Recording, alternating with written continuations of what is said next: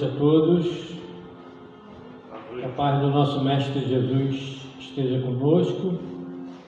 Vamos iniciar mais uma noite de atividade na nossa casa e a gente vai começar fazendo a meditação, lendo do livro Pão Nosso, a página 203, com a lição 95, cujo título é Esta é a Mensagem. É baseado no Evangelho de João, capítulo 3, versículo 11, em que ele diz assim: porque esta é a mensagem que ouvistes desde o princípio, que nos amemos uns aos outros. E aí o Emmanuel faz o seguinte comentário para a gente meditar: em todo o mundo sentimos a enorme inquietação por novas mensagens do céu. Forças dinâmicas do pensamento insistem em receber modernas expressões de velhas verdades, ensaiando-se criações mentais diferentes. Notamos, porém, que a arte procura novas experimentações e se povoa de imagens negativas, que a política inventa ideologias e processos inéditos de governar e dilata o curso da guerra destruidora, que a ciência busca desferir voos mais altos e institui teorias dissolventes da concórdia e do bem-estar. Grandes facções religiosas efetuam um trabalho heróico na demonstração da eternidade da vida, suplicando sinais espetaculares do reino invisível ao homem comum. Convenhamos que haverá sempre benefício nas aspirações elevadas do espírito humano, quando sinceramente procura as vibrações de natureza divina. Todavia, necessitamos reconhecer que há inúmeras mensagens substanciosas, edificantes e iluminadas na Terra. A maior e mais preciosa de todas, desde o princípio da organização planetária, é aquela de solidariedade fraternal, no amemo-nos uns aos outros. Esta é a recomendação primordial. Sentindo-a, cada discípulo pode examinar, nos círculos da luta diária, o índice de compreensão que já possui acerca dos desígnios divinos. Mesmo que esse ou aquele irmão ainda não a tenha entendido, inicia a execução do paternal conselho em ti mesmo. Ama sempre, faze o bem. Começa estimando os que te não compreendem, convicto de que esses, mais depressa, te farão melhor.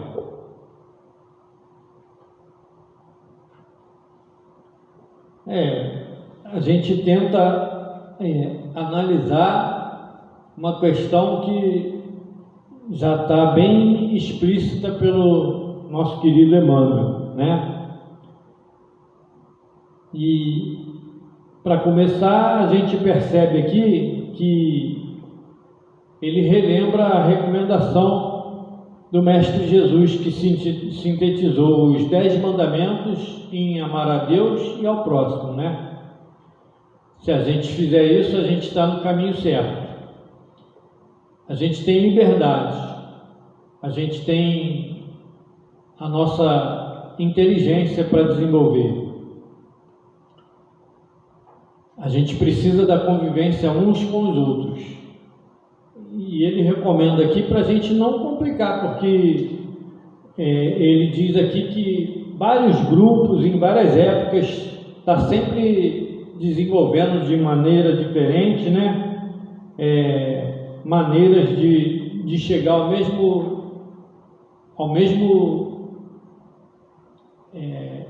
mesma mensagem do Cristo. Mas muitas das vezes a gente floreia tanto que acaba se complicando, acaba subvertendo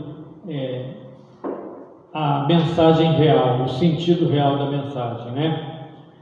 Então, ele fala aqui dos grupos religiosos, 3 grupos distintos ele cita aqui: os grupos religiosos, os políticos e os cientistas, né? 3 grupos de expressão nas 3 áreas que a gente tem para se desenvolver, e a gente acaba, cada um na sua religião, cada um no seu meio, querendo achar que tem mais razão, que a sua maneira de ver é a maneira mais certa, e acaba incorrendo em erros. E é isso que ele coloca aqui. Deus nos deu, através dos profetas, a sua lei, fez saber a sua lei, fez reconhecer a sua lei. Jesus, que é o nosso guia e modelo, sintetizou essas leis que os profetas trouxeram para a gente e descomplicou tudo. O Espiritismo vem ainda mais claramente falar para a gente, descortinando toda aquela alegoria das mensagens do passado, a forma como ela era colocada, falando mais abertamente para a gente. Ele ainda cita aqui a questão de que a gente fica cobrando da espiritualidade demonstrações mais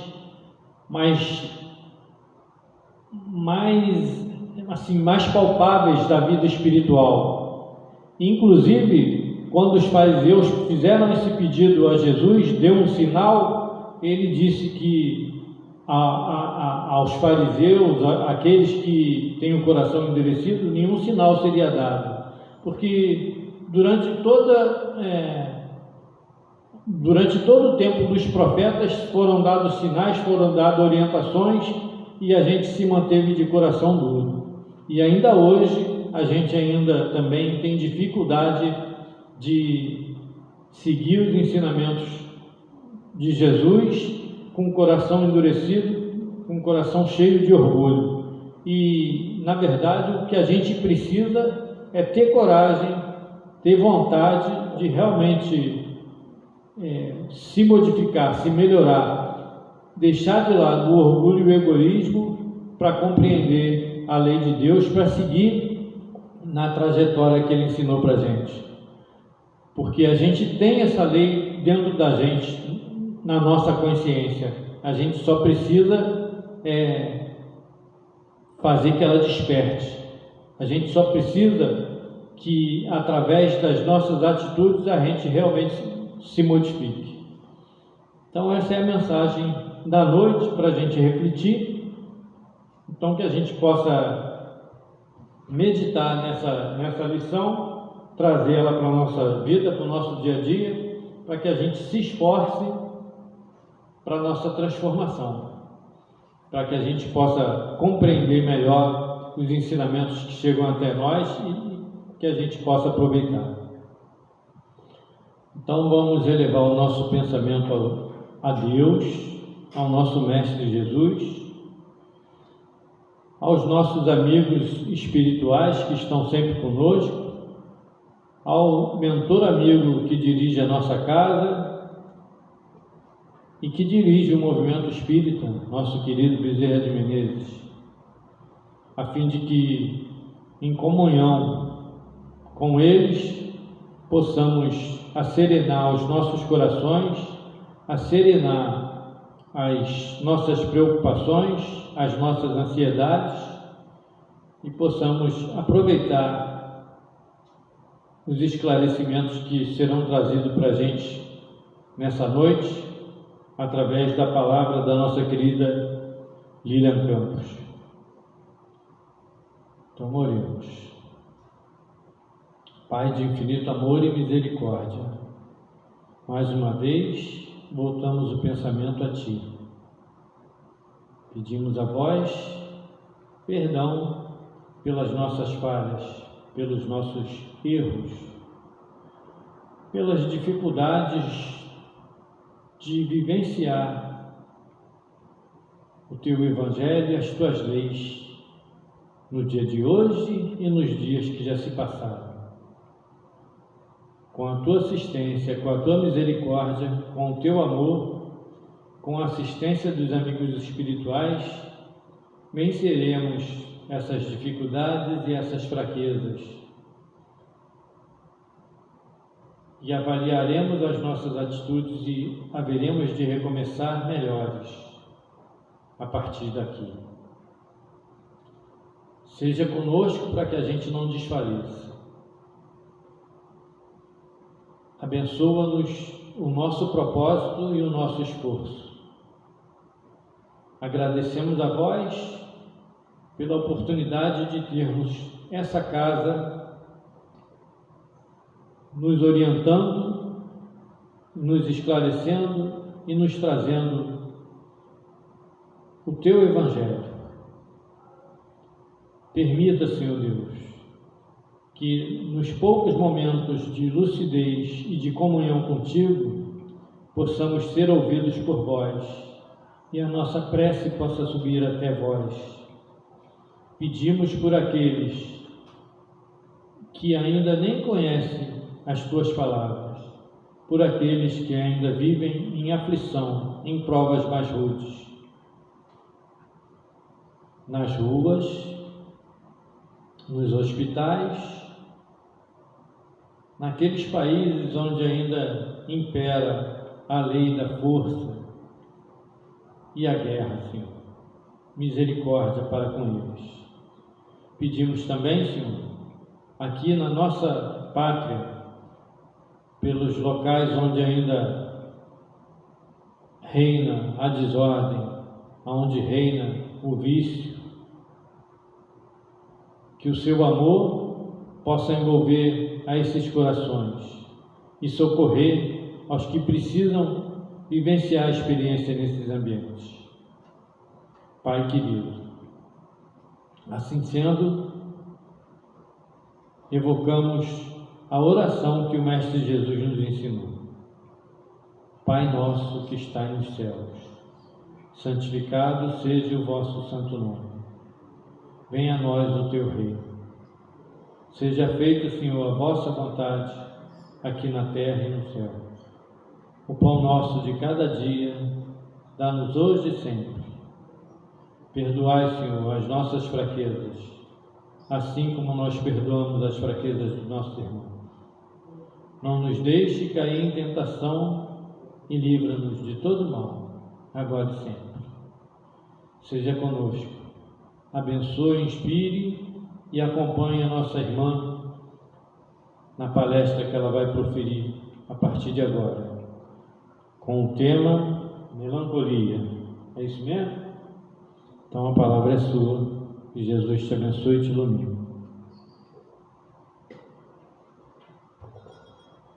Então, boa noite a todos. Boa noite a todos, agradeço o convite, uma satisfação estar de volta a casa. Nós vamos compartilhar com vocês um pouco do que tivemos a oportunidade de ler, de estudar e de entender sobre esse tema, melancolia. E aí, para ilustrar, a gente vai falar sobre um caso que está no livro Entre a Terra e o Céu. Uma das personagens dessa história se chama Zulmira. Ela passou por duas situações assim, muito traumáticas, a perda do enteado e depois a perda do próprio filho recém-nascido. E esses episódios desencadearam nela um sentimento muito grande de culpa, de remorso, de tristeza, que a levaram a adoecer gravemente, permitiram uma ação obsessora E no segundo episódio chegou a um nível tão grave, tão intenso, que nem mesmo a ajuda espiritual era suficiente, porque ela já havia se entregado, já havia desistido da vida. E isso nos dá uma dimensão, uma ideia do que seria esse estado de melancolia. Lá no Evangelho segundo o Espiritismo, no capítulo 5, o Espírito pergunta: sabeis por que às vezes uma vaga tristeza se apodera dos vossos corações e vos leva a considerar amarga a vida? Então aqui ele tem que dar um conceito de melancolia, esse sentimento profundo de tristeza que nos impede de conduzir as nossas existências com a plenitude com que foi programado. Nós todos, antes de reencarnarmos, programamos as nossas existências, nós aceitamos as nossas provas, que nós iríamos enfrentar com grandeza, com coragem, com muita resignação. Mas em algum momento da nossa vida, de alguns espíritos, pode ser que realmente esse estado de tristeza tome conta de tal forma que impeça de enxergar a beleza da vida e a beleza de cada oportunidade, ainda que dura, ainda que árdua, de nós nos transformarmos em pessoas, em criaturas cada vez melhores. Isso é melancolia. Alguns outros estudiosos dão outras explicações, né, sobre o que seria essa melancolia. No dicionário Aurélio fala que é o abatimento moral ou físico. No livro Depressão, de Isaías Claro, fala que é uma tristeza profunda e prolongada. Sueli Caldas Schubert, no livro Transtornos Mentais, fala que é um quadro de sofrimento intenso, caracterizado, via de regra, pela insatisfação. E Chico Xavier, numa entrevista, disse que é uma tristeza indevida que se transfigurou em desânimo, obscurecendo o valor do trabalho. Então, nós estamos falando de uma tristeza um pouquinho mais pronunciada, né? Se nós vivemos num mundo de provas e expiações, as dores, né, alguns momentos de sabores fazem parte da nossa experiência. E não é porque nós estamos aqui para enfrentá-los que essas provas são sempre satisfatórias, né? Muitas vezes nós vamos nos deparar com um sentimento de satisfação. Eu preferia uma vida um pouco mais fácil, um pouco mais cômoda, provas menos árduas, né? E isso pode nos causar uma certa tristeza. Mas nós estamos falando de um sentimento um pouquinho mais aguçado, um pouquinho mais profundo, que nos impede de vivenciar e de aproveitar plenamente essas provas.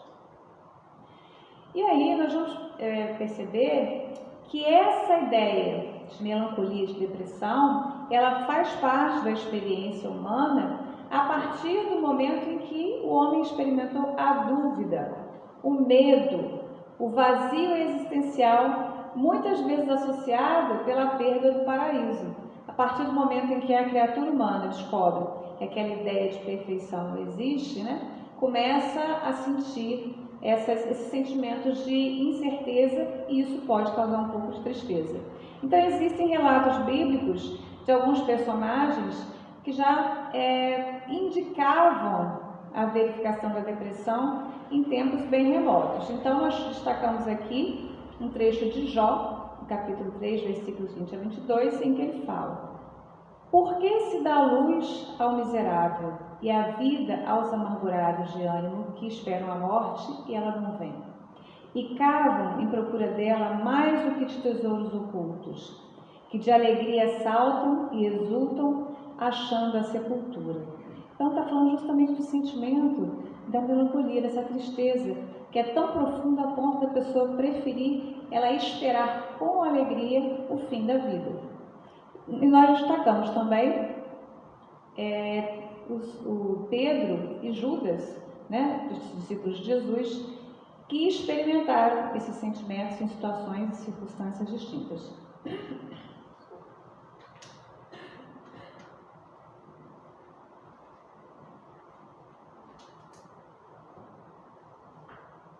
Circunstâncias, situações distintas e também com consequências diferentes. Então a gente vê que a depressão, embora se fale que ela é um mal do século e da vida moderna, ela nos acompanha desde os primórdios da vida humana.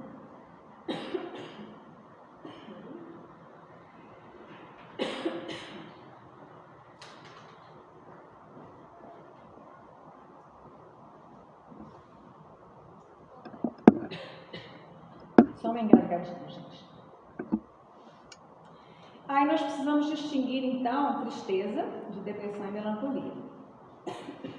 Tristeza, ela é desencadeada por situações, por causas que estão fora da nossa vontade. São circunstâncias externas que nos causam uma reação psicológica, emocional, chamada tristeza. Então, por exemplo, quando a gente se despede de uma pessoa que a gente ama pela morte, a gente não sai comemorando de felicidade. Voltou para o plano espiritual. Não, a gente tem consciência de que a vida continua, mas nós sofremos o sentimento de tristeza pela ruptura da convivência constante, frequente, né? De não partilhar mais aquele abraço, daquele contato físico com essa pessoa querida. E isso é causa para nós de tristeza. Em situações de injustiça, de violência, a gente sofre uma tristeza, a gente não fica feliz, a gente sofre. Essa reação emocional nós chamamos de tristeza. E ela não é negativa, na verdade, ela indica que nós somos pessoas capazes de sentir emoções. E isso é sinal não só de saúde, como que nós somos seres humanizados, né? Então, algumas pessoas vão procurar o psicólogo, é você no Klinger que fala, que uma pessoa foi procurá-lo porque ele tinha perdido o filho de uma forma muito traumática e ele não estava conseguindo vencer aquela tristeza. Então, mas há quanto tempo tem isso? Tem 30 dias. Então, você está certíssimo de estar triste, né? Esse é o momento de estar triste. O que a gente não pode permitir é que essa tristeza ela tome um espaço muito maior do que o devido nas nossas existências. Então, sentir tristeza em alguns momentos é normal. Então, a pessoa que vai fazer uma prova e não é aprovada, ela fica um pouco triste, fica um pouco decepcionada, né? Quando a gente termina um relacionamento, a gente fica triste, sente falta da pessoa. Então, esse sentimento ele é normal. Aí nós vamos distinguir a tristeza da depressão. Quando nós falamos de depressão, aí nós estamos falando de um fenômeno interno.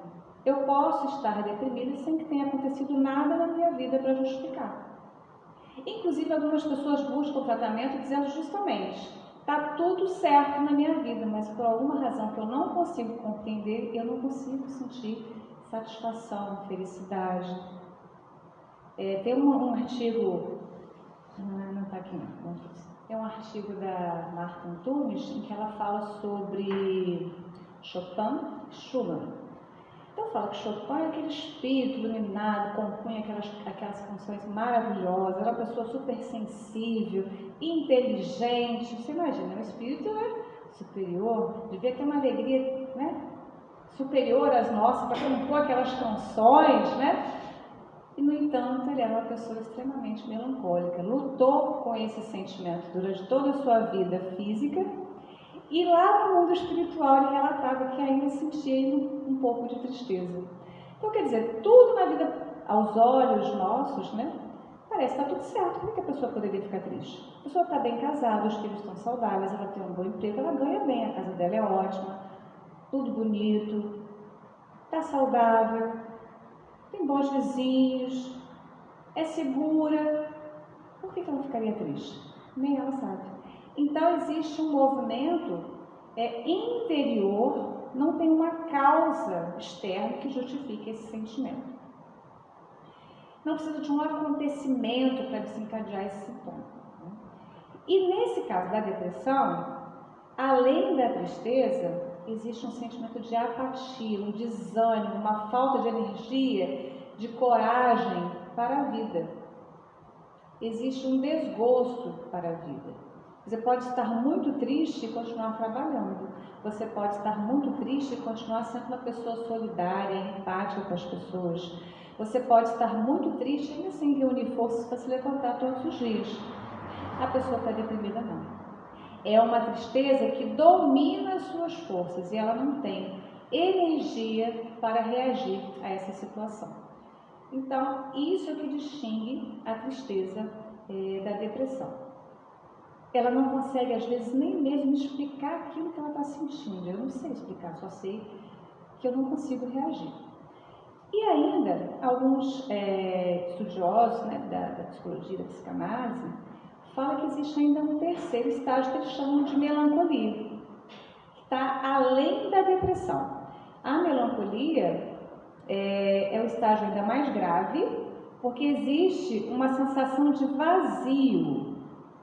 Na melancolia, o pensamento ele é absoluto, está tudo ruim, está tudo difícil, não tem como melhorar, não tem como reagir. Então existe um agravamento dessa tristeza. Então muitas vezes são pessoas que já nascem com essa característica. E na melancolia existe uma tendência muito grande para o desenvolvimento das ideações suicidas. Então,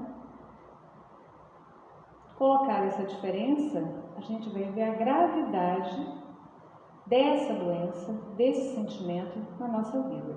Então, na Organização Mundial de Saúde é considerado o mal do século, é a principal causa de incapacidade no mundo. Né? É a causa de 20% das ausências ou dos afastamentos do trabalho. O Brasil é, na América Latina, o maior em prevalência da depressão. E é o segundo nas Américas, segundo a Organização Mundial de Saúde. De acordo com a Organização Mundial de Saúde, a depressão é a principal causa do suicídio. E é a segunda maior causa de morte entre jovens de 15 a 29 anos. E outro detalhe, ela vem aumentando substancialmente na faixa etária das pessoas idosas. Ela também tem incapacitado as tarefas cotidianas, estudar, brincar, em jovens de 10 a 19 anos. Então, por essas estatísticas que a gente está falando, não para ficar todo mundo alarmado, mas para a gente entender a relevância dessa doença, dessa enfermidade da alma. Né? Joana de Ângeles, se não me engano, é Joana de Ângeles, que chama isso de um fenômeno pandêmico também. E outro detalhe importante, que a depressão, ela afeta até muito mais as mulheres, né? Algumas estatísticas falam 2 vezes mais as mulheres, e aqui nas que nós temos, fala em 20% das mulheres e 12% dos homens. Também existe uma diferença de gênero, né? As mulheres sofrem mais com a depressão do que os homens. Então isso nos dá a dimensão da gravidade dessa doença para a vida humana. Quais são os sintomas da depressão? Primeiro é o humor deprimido, que a gente chama de a sensação de tristeza, de desânimo, de autodesvalorização, um sentimento de culpa, sem uma causa definida. Acreditam que perderam de forma irreversível a capacidade de sentir prazer ou alegria em qualquer atividade da vida, mesmo aquelas atividades que as pessoas antes gostavam muito, né? Deixam de gostar, deixam de sentir prazer com aquela atividade. E aí também acontece bastante os pensamentos suicidas. Existe também uma influência motora, física. Então é uma falta de energia, que muitas vezes as pessoas identificam como preguiça, mas não é preguiça, é um abatimento, uma falta de energia que impede a pessoa de reagir, como se fosse um cansaço excessivo que a pessoa não consegue superar. E isso implica na falta de concentração, a lentidão do pensamento, a pessoa não consegue estudar, a pessoa não consegue ler, não consegue concentrar no programa de televisão e por isso perde interesse rapidamente por essas atividades. existe uma falta, ele implica na falta de memória, no comprometimento da memória e uma falta de iniciativa. Então, você pode ver que alguma coisa muito grave está acontecendo, mas você não tem iniciativa de contribuir para isso, de ajudar as pessoas. Às vezes pode parecer que a pessoa não está sendo empática, mas é porque ela tem uma limitação física por efeito da doença. Existe um impacto também no ritmo de sono da criatura. Ela tanto pode ter uma insônia e ter dificuldade para dormir, como pode ser aquela pessoa que tem uma sonolência profunda, a pessoa que parece estar dormindo o dia inteiro, e as pessoas acham que é preguiça, né? Não é. É porque influencia até mesmo no ritmo do sono dessas pessoas. Também altera o apetite. É frequente pessoas deprimidas terem algum quadro de anorexia, distúrbio alimentar. Então, pessoas que têm um apetite muito diminuído, a pessoa não tem nenhuma vontade de comer, ou pode ser que pessoas se tornem compulsivos alimentares, tenham necessidade de comer constantemente. Em geral, pode ter também sintomas de dor física, pode ter um mal-estar generalizado, um cansaço, pode desenvolver doenças digestivas, pode sentir às vezes dores no peito, como se estivesse passando mal, suar intensamente. Então começa a ter sintomas, tem pessoas que sentem dor generalizada, não precisa sentir dor, dói tudo. É efeito também da doença. E pode ter como causas externas e internas. As causas externas, nós estamos falando aí do espírito encarnado, nós vamos falar de alguma predisposição genética. A medicina nos informa que quando existem quadros na mesma família, pode haver uma predisposição genética. Mas também pode ser efeito de algum tipo de medicação que a pessoa está usando, que interfere no quadro químico cerebral e pode desencadear também uma depressão. Então, medicamentos, alterações hormonais, o uso de algumas substâncias como o álcool, como substâncias entorpecentes, pode também gerar um quadro de depressão. Alguns transtornos mentais também podem desencadear um quadro de depressão. Por exemplo, o transtorno bipolar, ele oscila entre euforia intensa e depressão intensa. Então, a própria enfermidade gera esse quadro de depressão. Alguns quadros de demência também causam depressão. Então, são doenças ou fatores externos que desencadeiam uma depressão. Nesse caso, em todos os casos são tratados, tá? Nesse caso, vai ser tratado mais diretamente pela medicina. Alguns eventos potencialmente estressantes também podem desencadear uma depressão. Por exemplo, a pandemia que nós tivemos da Covid recente. Quantas pessoas não desenvolveram o vírus, não adoeceram pelo vírus, mas adoeceram de depressão? Quantas pessoas que a gente conhece não conseguiram retornar à vida normal por conta de uma depressão que aí desencadeou uma série de outras enfermidades, né? Então, é um fator externo que pode desencadear uma depressão. Imagine esses países, esses lugares da Terra que estão em conflitos armados, com guerras declaradas, uma situação de instabilidade ambiental muito grave. É muito comum ter episódios de depressão nessas pessoas. A gente está numa situação dessas, né? Você não saber se vai poder, se está vivo daqui a meia hora, daqui a 5 minutos, né? Você não saber se vai reencontrar seus entes. Então, isso abala profundamente o psiquismo da criatura. Imagine só as pessoas que passam por uma situação de violência. Isso abala profundamente o espírito, ao ponto da vida desenvolver uma depressão, né? Então, são fatores externos que podem desencadear. Mas existem alguns outros fatores que dizem respeito às características, às inclinações do próprio espírito. O espírito já traz consigo na sua composição espiritual, faz parte da sua natureza, das suas inclinações, do seu caráter. E aí nós estamos falando daquelas características morais do espírito que o tornam mais sujeitos a desenvolver a depressão. Então, nós estamos falando das imperfeições do espírito, porque lá no livro O Céu e o Inferno fala que o sofrimento, ele é inerente à imperfeição. Cada imperfeição nossa nos causa algum tipo de dor e sofrimento. E como nós somos imperfeitos, estamos mais sujeitos a vir a desenvolver, a sofrer de formas diversas. Como consequência dessa imperfeição? E uma dessas consequências é vir a desenvolver a depressão. Quando a gente fala, então, dessas causas internas, nós estamos falando de uma enfermidade do espírito. Por isso nós falamos que a depressão é uma doença da alma. O espírito traz consigo. Ele já está enfermo e vai expressar essa enfermidade no corpo físico, mas faz parte da essência íntima do espírito, né? A doença se reflete no seu corpo.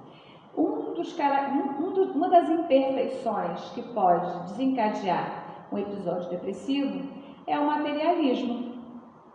O materialismo é responsável por grande percentual dos casos de depressão. E eu me lembro de uma vez de uma pessoa que ela comentou que se tivesse de amputar uma parte do corpo, que ela preferia morrer.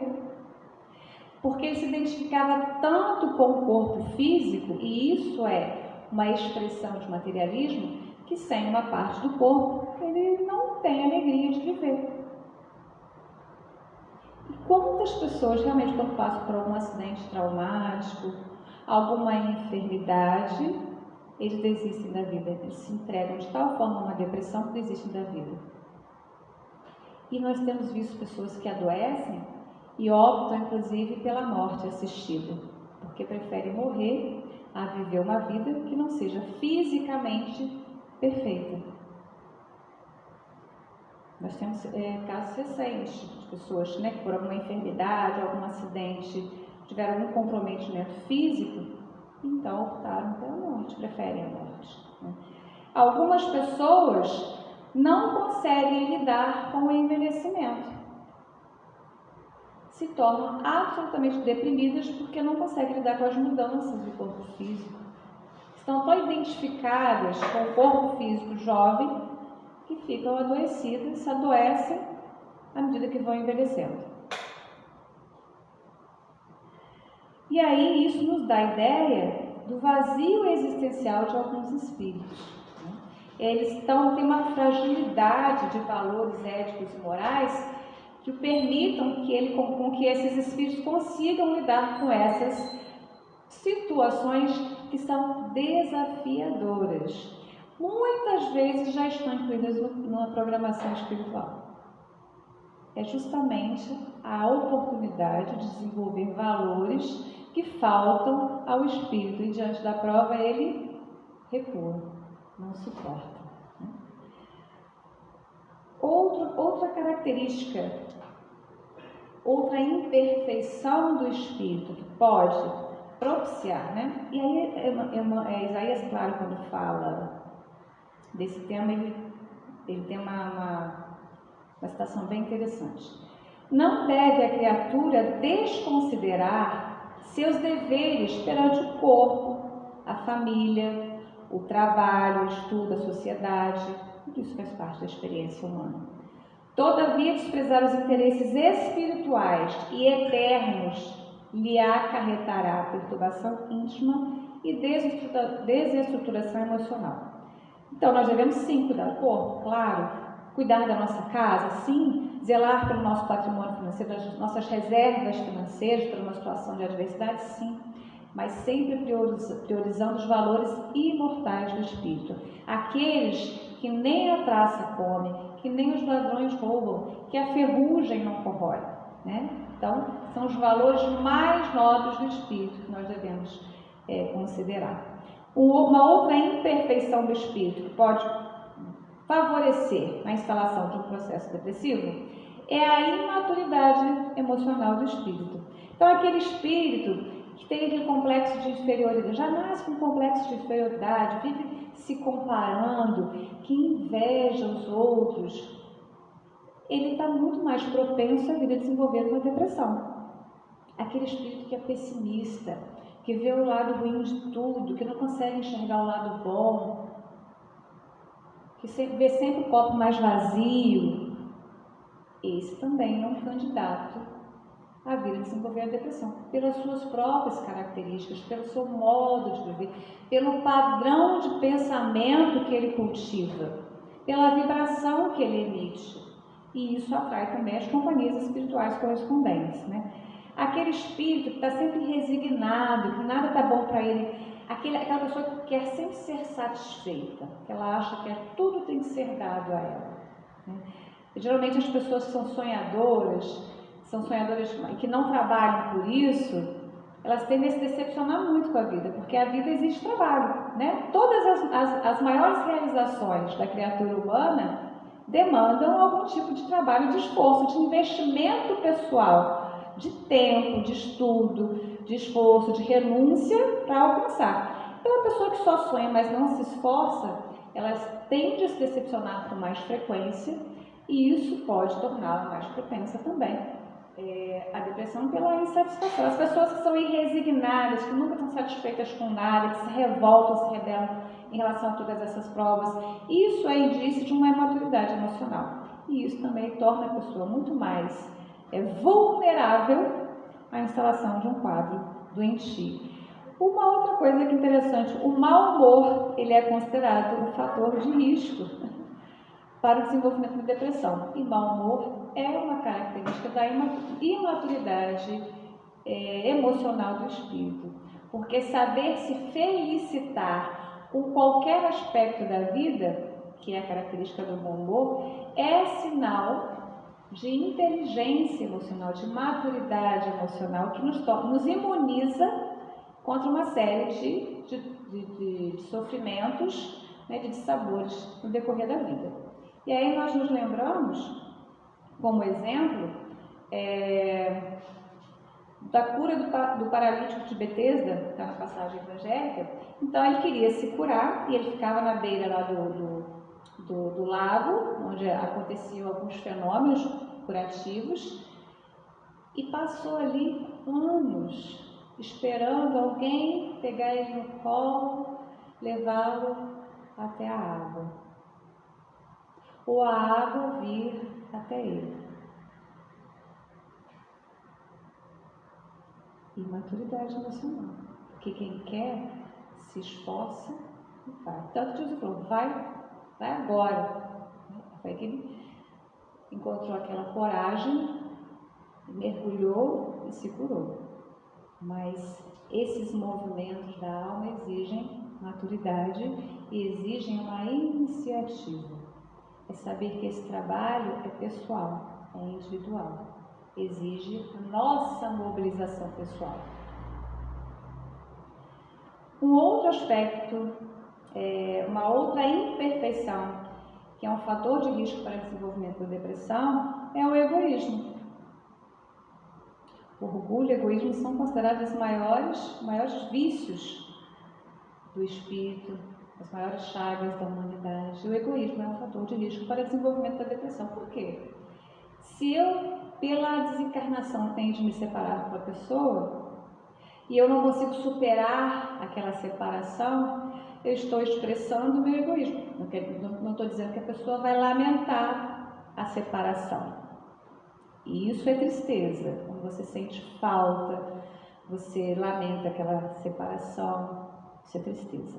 Mas quando você fica aquele luto prolongado, você nunca mais vou viver, nunca mais vou sair à rua, vou encerrar todas as minhas atividades, vou ficar só dentro daquele luto prolongado, interminável, que a pessoa encerra todos os seus compromissos existenciais somente para vivenciar aquela emoção, indica um apego excessivo àquele espírito, ou àquela experiência, ou àquele estado social. E isso é a expressão do egoísmo. Quando as pessoas rompem afetivamente, se separam, terminam um namoro e não conseguem mais viver as próprias, prosseguir a vida, desenvolver um novo relacionamento, geralmente indica que a pessoa não consegue desapegar daquela relação, não acha justo que a pessoa possa prosseguir a própria vida sem ela, e isso muitas vezes é uma expressão do egoísmo.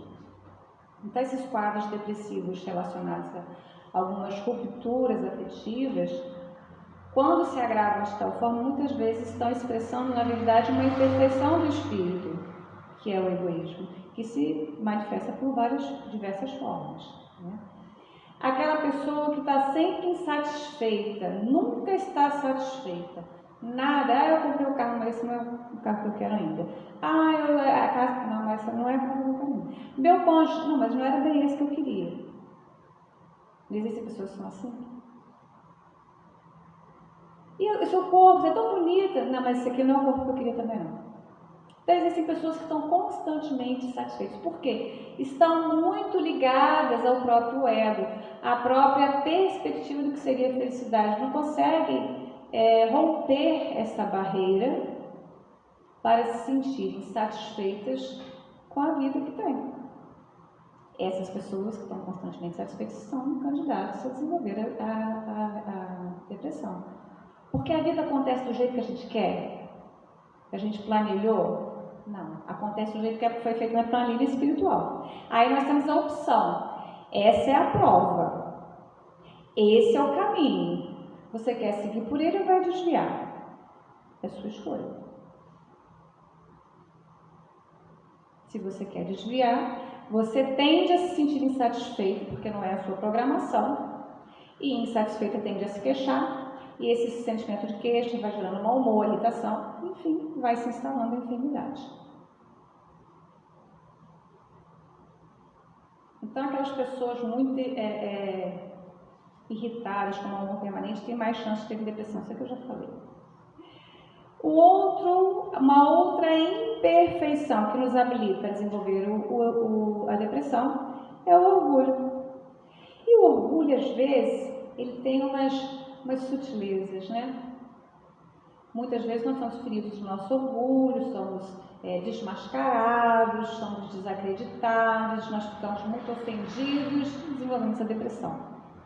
Mas alguns outros sentimentos que são responsáveis pelo desenvolvimento da depressão, muitas vezes estão associados ao nosso orgulho. Por exemplo, a culpa. Eu errei, mas eu sou um super espírito. Aliás, eu sou super espírita e eu não sou passível de erros. Então, se eu errar, eu me sinto profundamente culpado porque isso fere meu orgulho, porque eu tinha que ser um espírito perfeito. Admitir a própria falibilidade, muitas vezes, é uma prova dura para o espírito orgulhoso. Então, muitas vezes, a culpa não é sinal não é expressão de uma humildade, na verdade é uma expressão de um orgulho ferido. O ressentimento, que responde a muitos casos de depressão, na verdade é alguém que teve seu orgulho ferido e não consegue superar esse sentimento e passa a nutrir um ressentimento profundo por aquele que arranhou o próprio orgulho. Não tem pessoas que depois de uma situação, não, nunca vou perdoar essa pessoa, imagino o que ela me fez. Me expôs diante de todos. É porque o orgulho foi ferido. E aí a gente fala de ressentimento, está falando de orgulho. Quantas pessoas não adoecem gravemente diante de um ressentimento com um amigo, com um cônjuge, com um afeto, né? Com filhos, muitas vezes, ou filhos com pais. E a pessoa que fala assim, estou com muita vergonha, nossa, eu cometi uma falha, agora eu me envergonho profundamente, muitas vezes também tem a ver com o orgulho. E aí nós falamos, por exemplo, de Judas, alguém que errou, que se equivocou gravemente, não soube lidar com essa falha, com esse equívoco, possivelmente porque isso mexia com o próprio orgulho, e aí resvalou para a fuga da própria vida. Então essas imperfeições, eles comprometem tanto a nossa vida, a nossa existência, que nos tornam mais vulneráveis, mais sujeitos à depressão. E aí Emmanuel, no livro O Consolador, fala que há enfermidades da alma que são tão persistentes que podem reclamar várias estações sucessivas dos processos regeneradores. Então tem ainda assim alguns aspectos espirituais, alguns fatores espirituais que influenciam. Por exemplo, as lembranças inconscientes das nossas vidas passadas, e nos torna, essas lembranças, embora não sejam claras para nós, nos tornam também mais vulneráveis a esses processos depressivos, porque nós temos lembrança inconsciente de faltas que cometemos em existências anteriores, nós temos ainda essas imperfeições que não foram trabalhadas, e isso compromete a encarnação presente. Nós também vivemos um mundo de provas e expiações, onde o homem estará de braços dados às misérias, é o que diz o Evangelho segundo o Espiritismo no capítulo 3. E Deus colocou os homens no mundo ingrato para expiarem as suas faltas, mediante penoso trabalho e misérias da vida, também no Evangelho segundo o Espiritismo, no capítulo 3. Então, a experiência de ver no mundo de provas e expiações, em que nós somos chamados a experimentar a dor constantemente, é um fator espiritual que nos torna, assim, mais vulneráveis, se nós não tivermos fortalecidos os nossos valores morais para o enfrentamento dessas provas. São provas realmente. Nós temos que demonstrar que já estamos suficientemente fortes, resolutos nos nossos propósitos para passar por elas sem adoecer, sem desistir, sem escamotear, que são as nossas fugas, Então, esses fatores espirituais influenciam. E outra questão, lá no Evangelho segundo o Espiritismo, no capítulo 5, quando fala da melancolia, o Espírito ainda esclarece que o espírito, aspirando à felicidade e à liberdade, se esgota jungido ao corpo que lhe serve de prisão. Porque o nosso corpo, embora nós amemos, o nosso corpo físico, nosso veículo, ele também é para nós uma algema do ponto de vista espiritual. Então, muitas vezes o espírito tem necessidade de libertação, Essa constrição que o corpo impõe, muitas vezes nos causa um pouco de sofrimento. Além disso, as nossas imperfeições, elas emitem nossas radiações, nossos pensamentos vibram e atraem aqueles que se afinam conosco.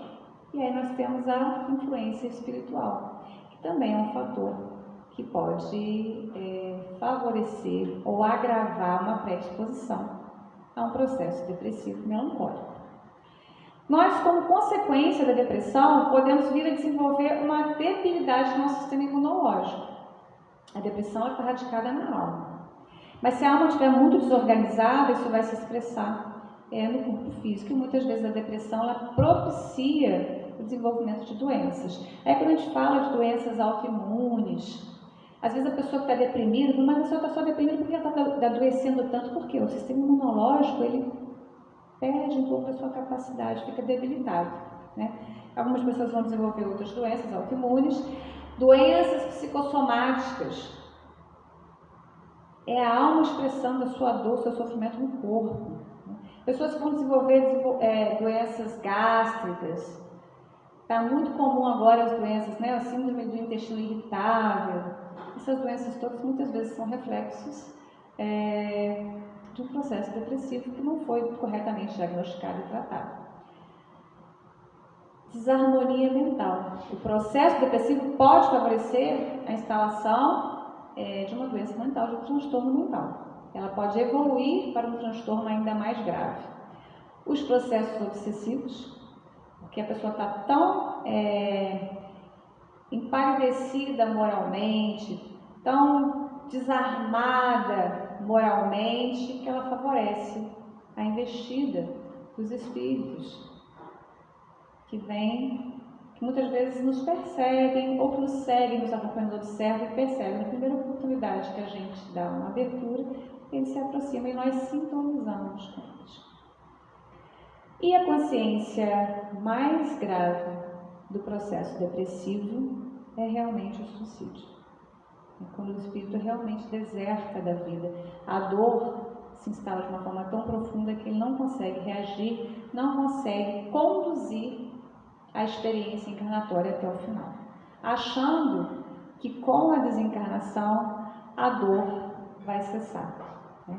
Os estudos sobre o suicídio falam que o suicida não necessariamente ele quer tirar a própria vida, ele quer encerrar aquela dor, aquele sofrimento com o qual ele não consegue lidar. E aí comete esse engano, porque o sofrimento não cessa. Ele passa de um plano para o outro, acompanha o espírito que ainda tem agravadas as suas dores. E também a depressão, ela abala todo o núcleo familiar. É comum pessoas que se separam, se divorciam após um processo depressivo. Não é porque deixou de amar, é porque não quis cuidar da pessoa, não. É porque isso também gera uma sobrecarga emocional no núcleo familiar. Então, às vezes, para a pessoa sobreviver, ela tem que se afastar um pouco da pessoa que está adoecida. Para a pessoa não adoecer junto, ela precisa de se distanciar da pessoa que está adoecida.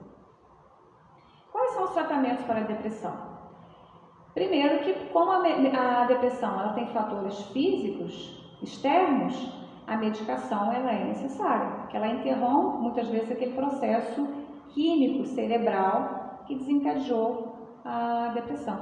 E isso permite que o espírito tenha todo aquele fôlego para se recompor, para se recuperar. Então, a importância da medicação. Aí a gente fala assim, não, eu sou espírita não precisa tomar esse tipo de medicação. Não, nós somos humanos e temos um corpo físico. Então, a medicação é oferecida pela providência divina para nos auxiliar nos nossos próprios processos de luta. O segundo tratamento possível é a psicoterapia, são os auxílios psicológicos. Por quê? A psicologia nos ajuda no nosso processo de autoconhecimento, de autodescobrimento, e isso favorece para que a gente identifique em nós quais são os nossos fatores morais, nossos vícios, nossas imperfeições que nos tornam mais vulneráveis a alterar tanto nosso equilíbrio psíquico a ponto de adoecer. Então, a psicologia nos ajuda profundamente nesse aspecto, né? E nós temos a terapia espírita, o passe, a água fluidificada, os processos desobsessivos, o estudo, a leitura edificante, a frequência nas palestras públicas, onde nós recebemos, conscientes ou não, a psicoterapia, a fluidoterapia adequada às nossas necessidades, né? E isso contribui profundamente no tratamento das doenças da alma, especialmente a depressão. A prece é um tratamento altamente eficaz para toda e qualquer enfermidade, especialmente aquelas que têm raiz na alma. Mas o tratamento assim eficaz mesmo, aquele top, melhor de todos, nós chamamos de renovação interior. É aquele desejo íntimo, profundo, forte de mudança, de vencer as nossas imperfeições, de enfrentamento das nossas provas, dos nossos desafios existenciais, aquela conquista sólida daquele processo de autoconhecimento. Porque quando a Allan Kardec perguntou qual é o jeito mais fácil, assim, mais eficaz a gente chegar lá na felicidade, né, viver aquela perfeição toda que a gente quer, aí o Espírito responde: um sábio da antiguidade recomendava: conhece-te a ti mesmo. Sem que nós nos conheçamos, fica muito difícil realizar esse processo de renovação íntima, essa renovação para a vida imortal. E outro aspecto muito importante é o esforço. Eu posso me conhecer, saber minhas imperfeições, minhas potencialidades, mas dizer, vou ficar sentadinha aqui até que a espiritualidade faça tudo por mim. E não é assim que acontece. Reconhece o verdadeiro espírita pelos esforços que emprega para domar as suas más inclinações. O esforço que faz para ser melhor hoje do que foi ontem. Então isso exige iniciativa, trabalho, persistência, realmente esforço. E aí a gente lembra daquela recomendação de Abigail no livro Paulo Estevam, que ela fala: para poder ele concluir todas as provas que ele tinha que concluir. No momento que ele estava assim, já deixando a depressão chegar, ela conversa com ele pergunta assim, o que eu preciso? Várias perguntas, né? Mas resumindo a resposta dela, ela diz: ama, trabalha, espera, perdoa. Esse é um roteiro existencial que nos ajuda bastante a tratar a depressão. E para prevenir, para que a gente nunca venha desenvolver, primeiro, fé inabalável. A pessoa que tem fé, não precisa nem ter uma religião específica, a pessoa que tem fé, tem esperança em dias melhores, fé na vida, fé na boa fé das pessoas, essas pessoas têm uma imunidade maior em relação a qualquer doença, especialmente a depressão. Segundo, uma religiosidade sincera, porque a pessoa que está vinculada a um segmento religioso, ela recebe daquele núcleo, assim, suporte intelectual, emocional, vibratório, que favorece o fortalecimento da sua saúde psíquica, da sua saúde física, da sua saúde emocional, da sua saúde integral. E isso é uma boa prevenção em relação a qualquer enfermidade, especialmente a depressão. A vigilância dos pensamentos, a prece, a meditação, favorecem muito para que a gente se imunize contra qualquer qualquer aproximação desses quadros de tristeza, de melancolia, de depressão. Manter hábitos saudáveis, atividade física, alimentação saudável, uma boa rotina de sono, uma boa hidratação, isso favorece o nosso corpo físico e nos torna mais resistentes a qualquer alteração química e física que venha propiciar uma depressão. O trabalho, e quando eu falo trabalho, eu falo de toda ocupação útil. Mexer com planta, cuidar dos seus animais, fazer um trabalho voluntário, fazer um artesanato, ouvir música, selecionar bons programas de TV, bons programas de internet, isso tudo é um bom trabalho. Isso favorece a nossa higiene mental, que nos imuniza contra as desarmonias que podem desencadear as enfermidades. Conversações edificantes, tudo isso é extremamente importante para a nossa saúde geral. E uma coisa interessante, convivência social. Estar num agrupamento religioso é muito importante. Às vezes você frequenta, na busca de hábitos mais saudáveis, você se liga a um grupo que faz uma prática física, e estar inserido no contexto social, a troca de vibrações, de conversas, de pensamentos, o convívio social, ele é altamente positivo para a evolução do espírito e para o fortalecimento moral do espírito, né? E, finalmente, avancei um pouquinho, lembrar sempre daquela recomendação de Jesus Cristo: vinde a mim, todos vós que estáis aflitos e sobrecarregados, e eu os aliviarei.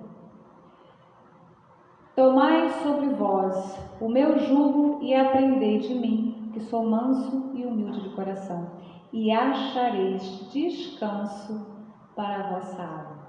Então, meus irmãos, que todos vocês possam, com essas informações, tornar as vidas de vocês ainda maiores, mais significativas, com fortalecimento dos valores morais que nos tornam saudáveis e prontos para o enfrentamento de todos os desafios das provas da nossa existência. Agradeço muito a oportunidade.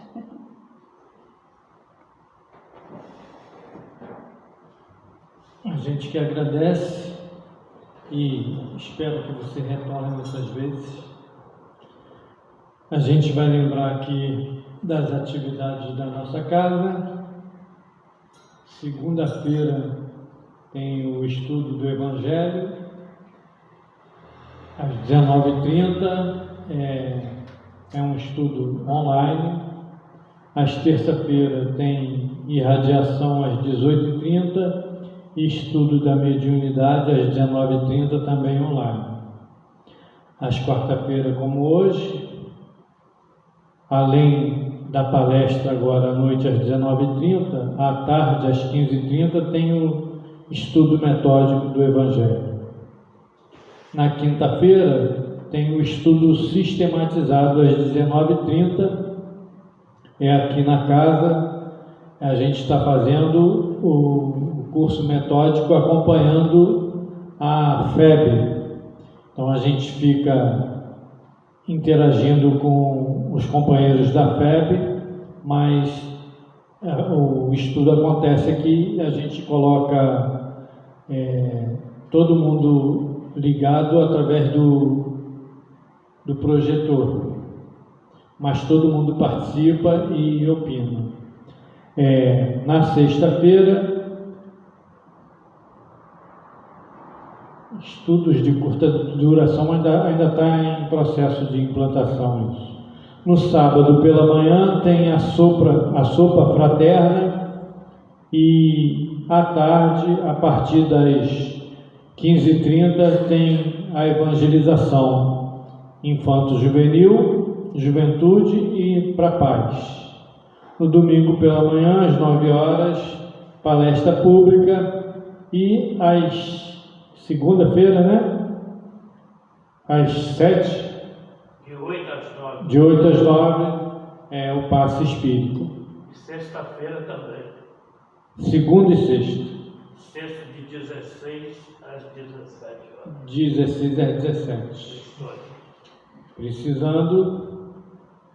Bom, dado o recado, a gente gostaria de aproveitar ao pessoal que nos acompanha pelas redes sociais também, convidar eles para participar mais aqui com a gente aqui, tá presencial, aqueles que puderem, aqueles que estão distantes, é um prazer tê-los através das redes, mas os que puderem frequentar a nossa casa, a gente chama para frequentar a nossa casa, e para se associar à casa também, porque a casa é uma entidade jurídica formada pela gente e precisa da nossa colaboração para poder levar os projetos adiante da sopa, do atendimento fraterno, a assistência que a gente presta às pessoas que a gente assiste com a sopa também, e aqueles que vêm ao nosso encontro aqui pedindo assistência, pedindo ajuda.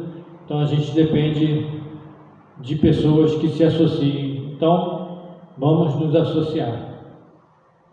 Assim sendo, a gente dá por encerrada a primeira parte e vamos elevar mais uma vez o nosso pensamento a Deus e a Jesus, agradecendo essa oportunidade, que a gente possa meditar nesses ensinamentos que foram trazidos para nós, para que a gente possa nos encher de vontade, de coragem, de disposição de realmente promover a nossa reforma íntima, para que a gente possa se aproximar mais de Deus, de Jesus e dos espíritos amigos mais evoluídos, para que a gente possa efetivamente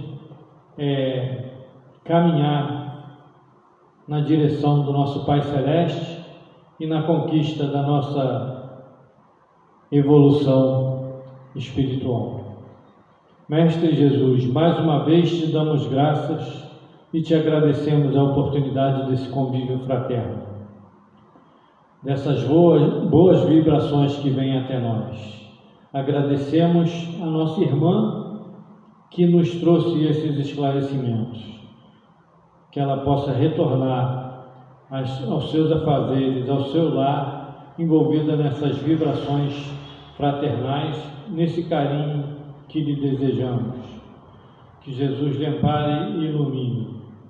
Abençoa, Mestre Jesus, a nossa casa, ajuda-nos a conseguir levar adiante a tarefa de divulgar o Teu Evangelho.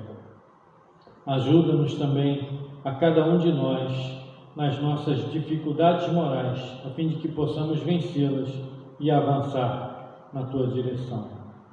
Abençoe aos nossos dirigentes, abençoe aos dirigentes da nossa comunidade, da nossa cidade, do nosso estado e do nosso país, e a todos os dirigentes de todos os países, Senhor.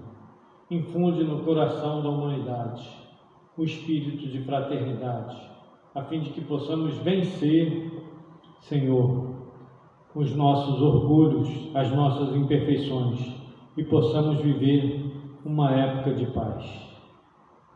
Obrigado, Senhor. Seja conosco agora e sempre. Boa noite a todos. Aqueles que precisam do passe espírita, é só aguardar no salão.